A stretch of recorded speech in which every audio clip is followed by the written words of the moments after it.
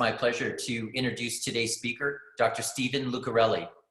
Dr. Lucarelli graduated from Fordham University in 1981 and then continued his education at Columbia University School of Dental and Oral Surgery, earning his DDS degree. He completed his clinical specialty training and earned his orthodontic certificate from Columbia University in 1987. He became board certified and was awarded diplomate status from the American Board of Orthodontics in 1998.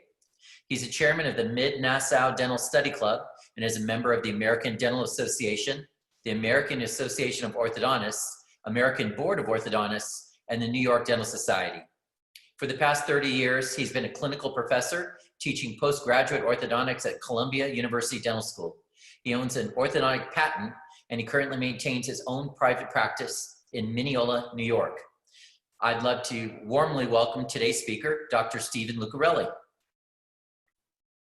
Thank you, David. I really appreciate that really nice introduction, and I appreciate you asking me to speak today. I want to thank everybody for joining. I wish it was in person, but these are different times, and I hope that everyone is doing well and is safe. So today we're going to talk about how lasers can really help orthodontists and elevate your practice. Amazingly, over 90% of all orthodontists don't own a laser, and they really should. It can greatly improve treatment efficiencies, it can reduce treatment time, improve our final results, and add overall profitability. It can make a huge difference in your practice. You know, there are literally dozens of soft tissue diode lasers out there, and you know, they all work very well. This is the BioLase Epic X, which is what I use today. And I've owned several different lasers, and this is by far my favorite. Mostly because it's so easy to use, it has more than enough power, and it has excellent settings for all orthodontic procedures. It's really pretty automatic, and if you're going to, you know, go into laser procedures, I think that this is a great entry-level laser, and it'll service you very, very well. Just a little background, I think David covered it all. You know, Columbia Dental, Columbia Ortho, board certified, and been teaching at Columbia for over 30 years. Located in Nassau County, which is only about 40 minutes from Manhattan. This is a building that we bought you know, a little more than 10 years ago, and we completely renovated it inside and out. Probably took a year or two for us to get that done, and this is the way that it looks today. This is our front desk, which will probably be changing a little bit. We have 4 receptionists there, and an arcade just off to the right. And this is our main room. We have a total of 10 chairs in the office, 5 chairs in the main bay. We treat about 100 to 120 patients a day. And the afternoons, they can get pretty busy, but it's always a lot of fun. You know? So unfortunately, you know, things are going to be a little bit different in our office, and you know, spoke to David about this. I'm going to just go over a few things that will need to change for us, and I think for many other orthodontic offices. We're going to make some significant changes. The coronavirus has affected everyone and everyone's practice. And you know, our #1 priority is the safety of our staff and our patients. With that in mind, one of our biggest challenges is to spread out our staff and our patients. You know, we just can't have 10 or 15 patients in the office at any one time anymore. So we're going to increase our office hours significantly. Dr. Barisi, my partner, and I will have 2 separate teams. We will work alternating days, working 12 hours a day from 8 to 8, you know, 6 days a week. So each team is going to work 3 days. You know, so my team might go Monday, Wednesday, Friday. and Joe's team might go Tuesday, Thursday, Saturday, and then we alternate it the following week. Being open for 12 hours a day. That'll keep the patients, patient flow really, really nice, and prevent a lot of patients from being there at any given time. And also keep our staff to a minimum at any given time. One of the other changes is that patients are going to get an email prior to their appointment and fill out a wellness questionnaire. We'll ask them to wear masks to the office, and if they have one, and we'll ask them to stay in their car to text us when they arrive. We'll text them back when we're ready for them and we've got a chair ready and we can bring them right in. Hopefully the patient will come in without their parent, but we might get some parents as well. Our front desk will look a little different. We're going to have half of our staff, and at the front desk we'll have 2 receptionists there. We'll also have we'll install a temporary plexiglass sneeze guard, and we'll have a greeter. It won't be one person the entire day, but it'll rotate a bit, and but somebody will be greeting the patients at the door. We're going to, have a questionnaire filled out, just to check all of those necessary questions. We're going to take their temperature, and we're going to provide hand sanitizer, clean their hands, provide gloves if they want, and certainly they will wear masks through the office. So if they didn't bring them, we'll provide them for them. Our reception area is going to be different. We're going to take half the chairs away, no little trees in the back there, and tables away, and get everything off of the windowsills. But hopefully patients aren't going to be even going into our reception area, and they won't be going into the arcade either. As far as the main bay is concerned, with 5 chairs there, we won't be using all 5 chairs. We will use every other chair, and so maybe chair 1, 3, and 5, and close off 2 and 4.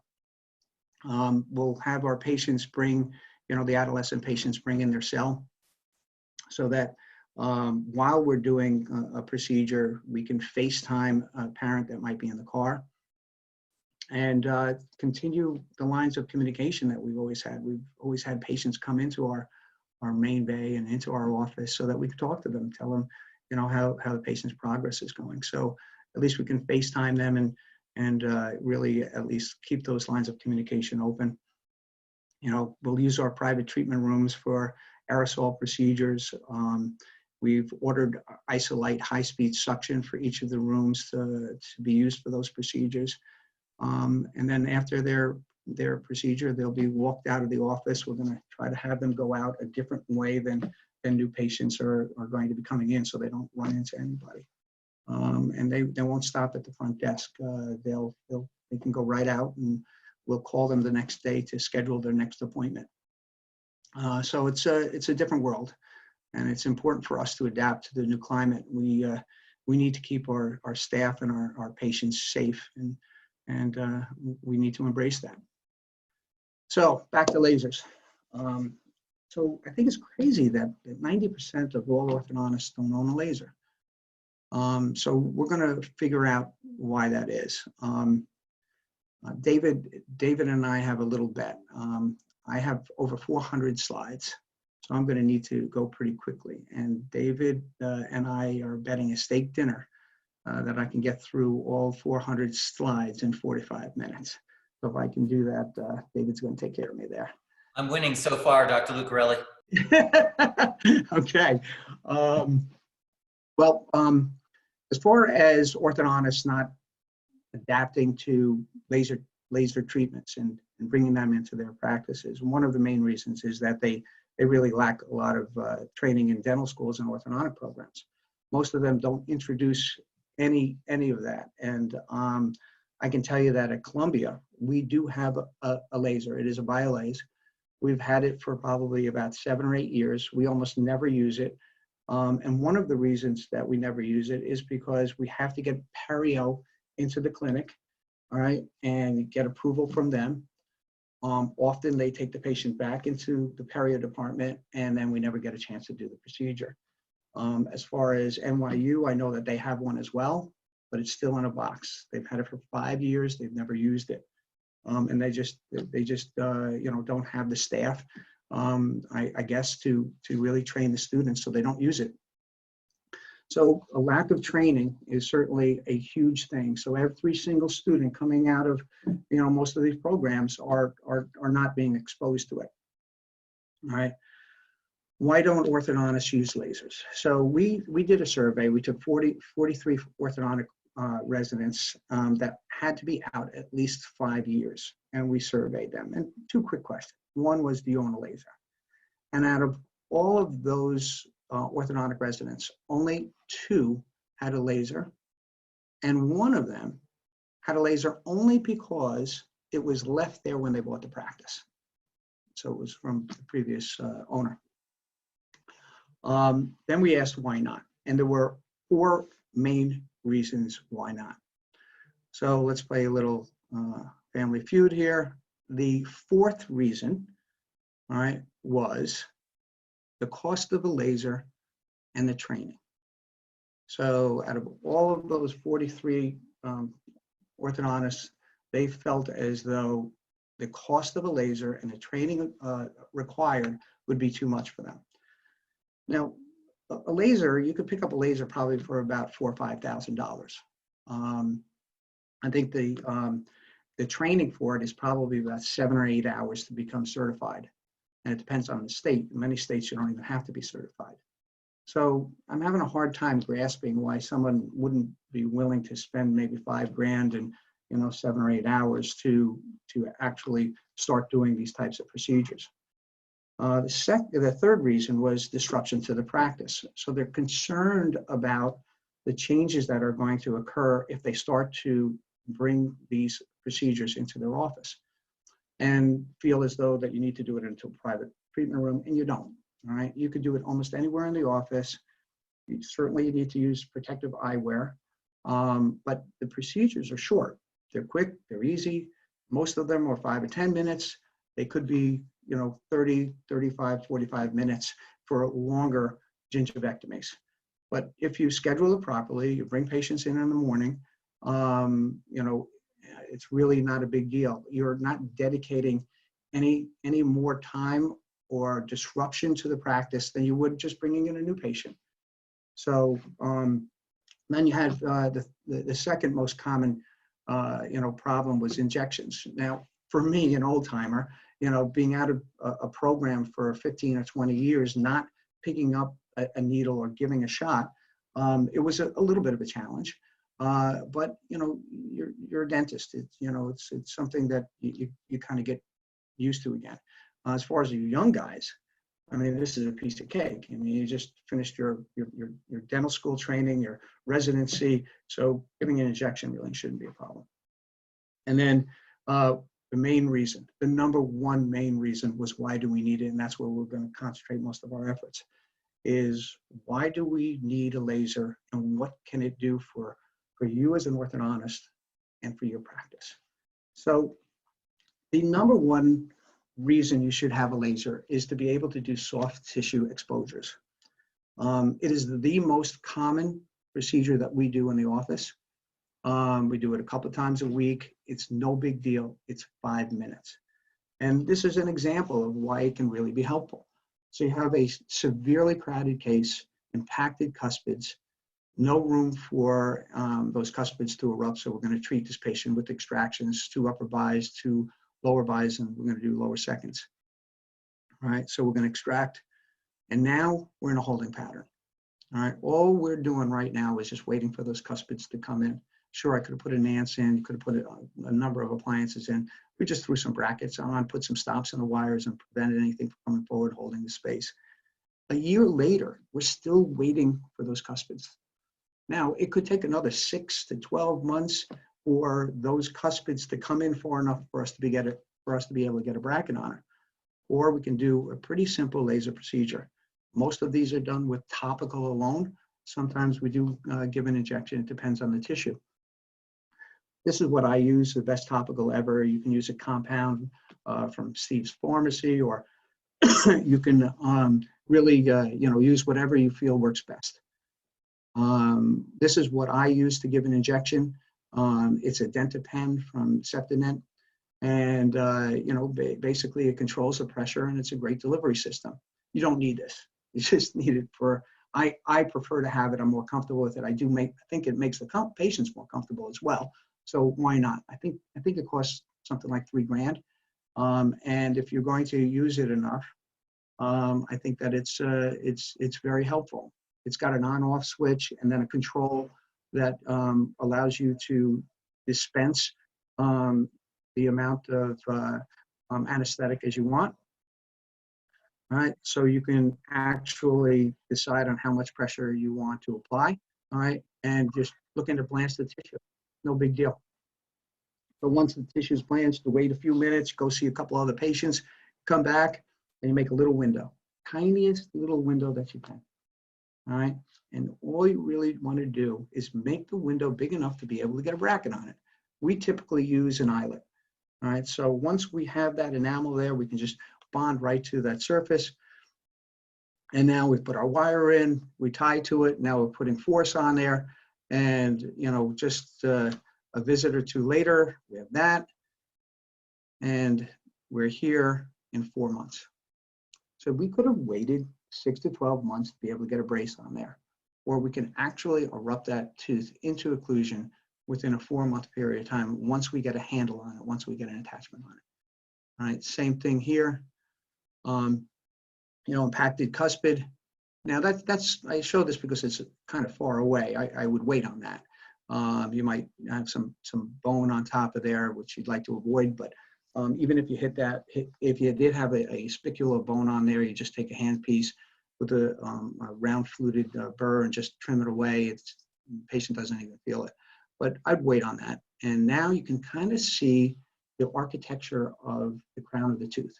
You can see the periphery of it. So now you know exactly where you can go. I love to go at the cusp tip. That's where I like to start. So if you find that cusp tip, and now you just work off of the cusp tip in a circular fashion, you now have your window. And that's the cusp tip right there. Now we can get a bracket on it. We can put a little traction on it. And one visit later, we're putting a real bracket on it, not just an eyelet. That's in one visit, 7 weeks. So it kind of looks like this. So here's your impacted cuspid. The first thing we do is we make some room, and then you got a patient that's not brushing well. I mean, there's plaque everywhere. You might be getting decal. So what are your choices? All right, one choice is to do nothing. Put them in a holding pattern, see you in 8 weeks. Then you see him again in 8 weeks. All right, now 6 months have gone by and he's still not brushing well. And that's where we get into a lot of trouble. So basically, if you just spend 10 minutes just getting a brace on this by doing a laser, I think that that's a much more efficient way of handling it. The whole procedure looks something like this. All right. So this is in real time. All right, all we did was numb the area, which took 2 seconds. All right, and now we're making our little window. All right, and I would say that the actual laser procedure probably took less than 2 minutes. And now I do it a little bit differently. We use high-speed suction and air being blown on to the area. That keeps everything cool and really allows us to fine-tune it and have a lot less, charring. See, for the sake of time, but it's really just making a little circle right off of the cusp tip. And it looks something like that. We got a brace on it, right? And now that tooth will erupt very fast. And 5 months later, we're out of braces. And this patient would have been waiting a good 6 to 8 months before we would have been able to get a brace on there. So here's a more significant situation where we're actually getting destruction to the lateral root. we have a cuspid sitting right on top of it. And if you look, you know, it looks as though a lot of the root has already been resorbed. You might even contemplate having the lateral extracted and bringing the cuspid into the lateral position.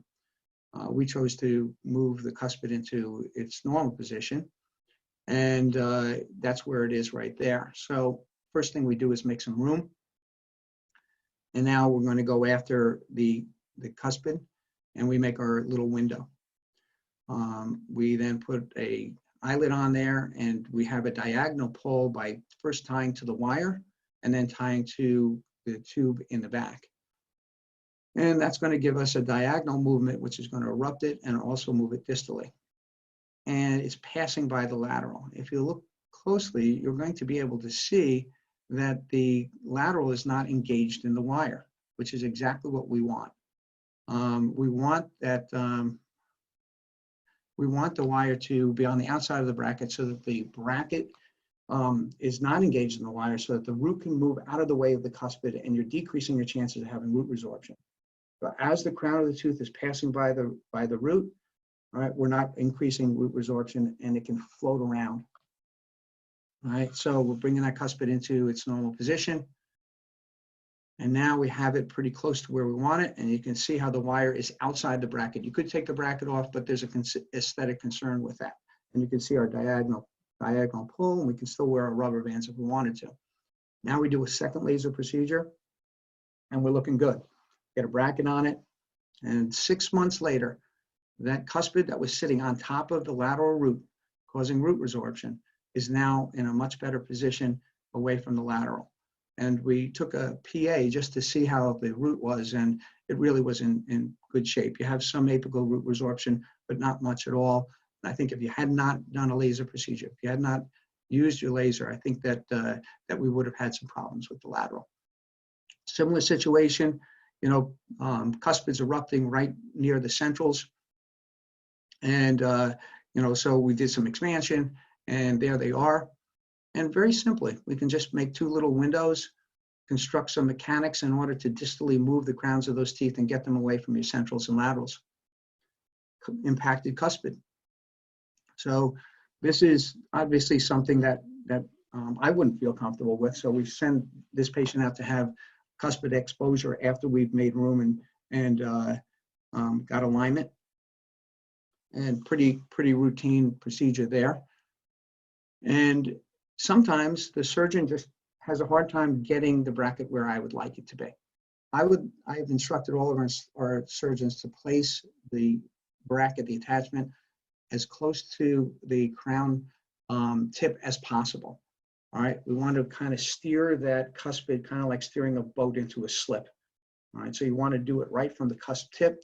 If you're doing it from the side, you know, there's going to be a lot of pressure on the wire. You're going to cancer occlusion, and it'll take much longer. So we might need to help this patient.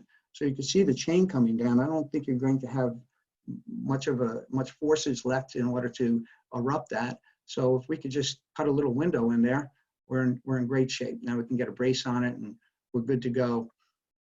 Here's a situation that's even worse than that. We have a severely impacted cuspid that is hopeless. This is sitting in the palate, and it really isn't going anywhere. I have, in 30 years, I've probably seen 30 of these, and almost every one of them I have left there or had extracted. But we're utilizing a little bit different technique now.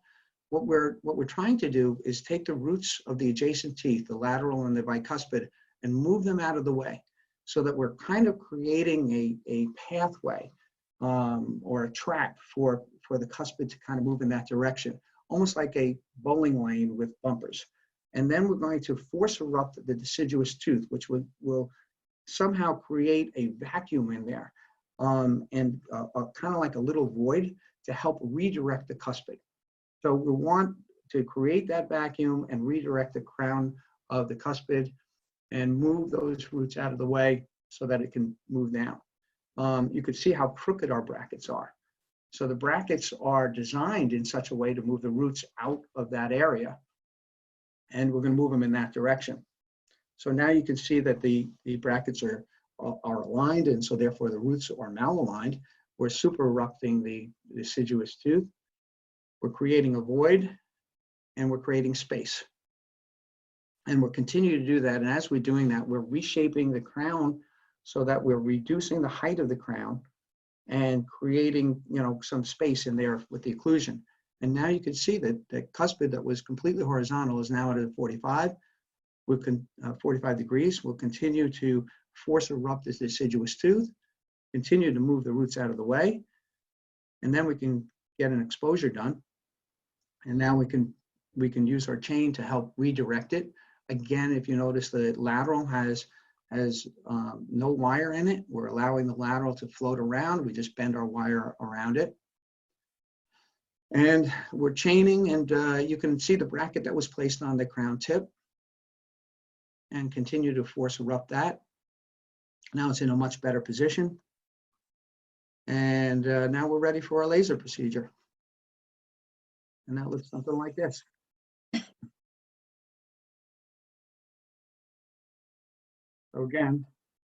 So again, what we're doing is making a little circle as close to the crown tip as possible, just so that we can get a bracket on it. And you can see this technique where we're using high suction and also air.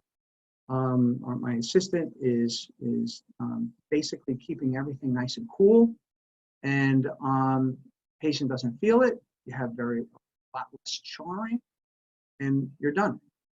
Now you can go in and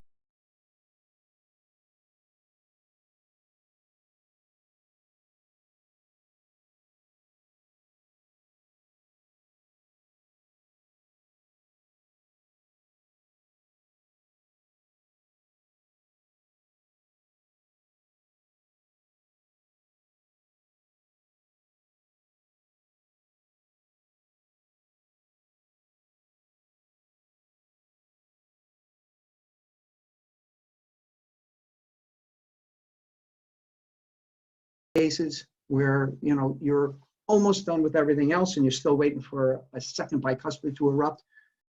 You've got enough room. You can cut a little window, place a little brace, and instead of waiting and waiting and waiting, now you can erupt that bicuspid into the arch and finish up the case. So that's a huge advantage. Not only are you continuing your treatment mechanics and getting teeth in, but now you're able to finish up your cases much more predictably and faster. And being fast and efficient with your procedures are even more important today than they've ever been. Here's a patient that, here's Douglas. He's been running around his whole life. He's 11 years old and has had no teeth. All right, so all of his upper anterior teeth have not erupted yet, but he's 11 years old. So he's in what, sixth grade? So he just has very fibrous, thick biotype, and the centrals just don't have enough eruptive force to break through there. So what we did was just a simple laser procedure. This whole thing took maybe 30 minutes. All right, so we kind of just created some minor holes and minor windows. We cleaned up the cuspids as well, and just made everything look nice and give us opportunity to be able to put some brackets on. When you do this, I kind of look at it almost as if you had a grocery bag and you put a little hole in the bottom of it, how it just opens up. Well, the same thing happens here. And once we clear a pathway for those teeth to come in and then pop some brackets on, put some force on there, they're going to drop in, and the changes are amazing. Now we can put some brackets on in the right position and continue our alignment. And 4 months later, the same patient, Douglas, running around, 11 years old with no teeth in the front, 4 months later, has a smile that already looks like that. I mean, we have a long way to go, but still, there are the changes in 4 months. And it's very satisfying. I mean, parents were so happy, patient was thrilled, we were happy, and clinically it's very satisfying. But, also, financially it is as well. It really will boost your practice. We just submitted to insurance, didn't charge the patient a penny, and there was a reimbursement of over $1,000. So let's look at the ROI on this type of an investment. The, uh, the average national ortho fee, and this is these numbers I got from Chris Benson, is about $6,000. It can vary based upon adults and things like that, and location. The average overhead is around 60%. It could be 50%, could be 70%.